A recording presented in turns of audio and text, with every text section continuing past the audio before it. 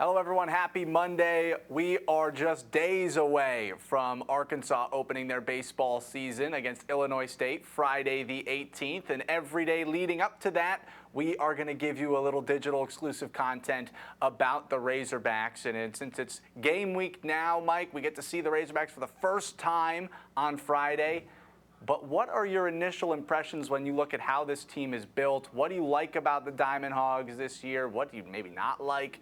What are your thoughts on the Hogs? Well, you certainly like the way they look at the plate because they've got power. They can hit for power. They can hit for average. They've got a lot of guys coming back. You know, guys like Caden Wallace, who was a freshman All-American last year and has started off in the scrimmages bashing home runs again, and he's been moved to center field. Dave Van Horn said a couple of weeks ago he could end up being one of the best center fielders Arkansas has ever had.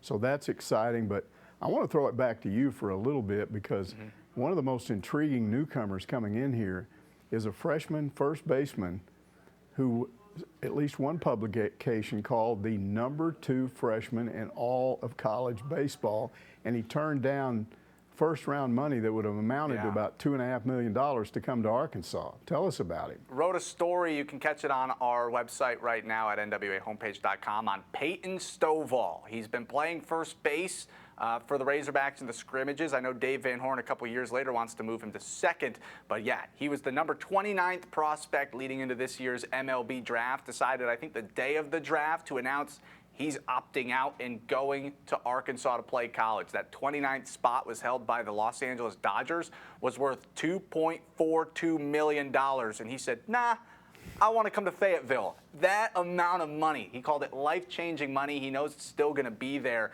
in probably 3 years. He's 18 right now, but this is a kid who hit 500 in high school with like 43 RBIs, 14 home runs, I think, if my stats are right. He's going to be awesome for the Hogs. He should be starting. They have to find a spot on the field for him. He's a natural shortstop. He probably will play second base, but Dave Van Horn doesn't have room there with battles and more. So he'll be playing first. Peyton Stovall, number 10. Got to watch out for. A lot of times a team has to settle for an average or below average guy at the plate to get a good catcher because that's important, you know, especially in the SEC. But Arkansas may end up with a guy that can do both. He's a grad transfer, an older guy. I think he's 23 years old. And he's a home run hitter. You've seen him. You've been out there and seen what he can do. Yeah, Michael Turner, I think, he's number 12 behind the plate. If you ever see him, he hit a bomb. I know our CJ Macklin was there filming that session. I think it's on our website now, that video. He hit just a juicer to left. He's got power. He's great behind the plate. I know they lost Casey Opitz, who, like you said, you got to sacrifice some batting for great catching. That's kind of what Opitz was. But I think Michael Turner adds an amazing defensive aspect to this team, and he's also really good in the batter's box. All right, quickly before we end, Mike, 50 wins last year. With the way this team is built on paper, do you think 50 wins is realistic again? I think it may be tough. They've got a tough schedule again. Tennessee's the only one of the top SEC teams that they don't play, so they didn't get any breaks with the schedule. Got a lot of tough teams. You go on the road. You got some tough coming in here. So I don't know that they'll win 50 games. Here's what I'm predicting. Last year was awesome because they were #1 almost the entire season. But what happened was they ran into the hottest team postseason out there in North Carolina State, and I still think they would have won the national championship if this COVID thing hadn't hit them.